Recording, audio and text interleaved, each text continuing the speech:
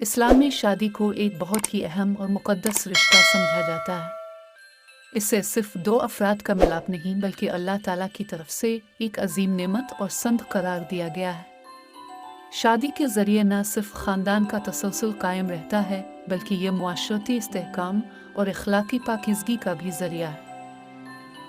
कुरानी तालीमात और अहादीस की रोशनी में कुरान पाक में अल्लाह ताला ने मर्द और औरत को एक दूसरे का लिबास करार दिया है, जिसका मतलब है कि वो एक दूसरे के लिए सुकून, तहफ़्फ़ुज़ और मुकम्मल पिन का बाइस बनते हैं। सूरत अल-रूम आयत 21 में इरशाद होता है, और उसकी निशानियों में से ये है कि इसने तुम्हारे लिए तुम ही में से जूड़े पैदा किए ताकि तुम उनसे सुकून हासिल करो, और उसने तुम्हारे दरमियान मोहब्बत और रहमत पैदा की। नबी अकरम ने भी शादी की बहुत ताकीद फरमाई है और इसे अपनी संत करार दिया है। आपने फरमाया, निकाह मेरी संत है, जिसने मेरी संत से एराज किया वो मुझसे नहीं। इब्न माजा।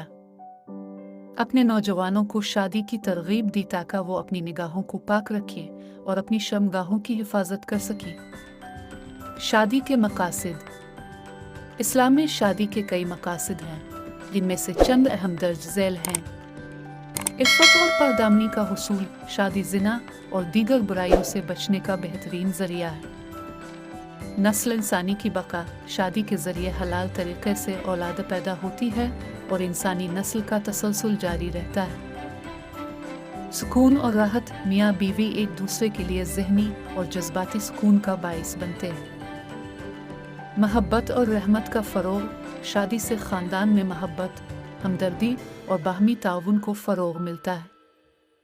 मुआशरती ज़िम्मेदारी कि शादी एक फ़र्द को मुआशरती ज़िम्मेदारियों का एहसास दिलाती है और इसे एक मुकम्मल शहरी बनाती है।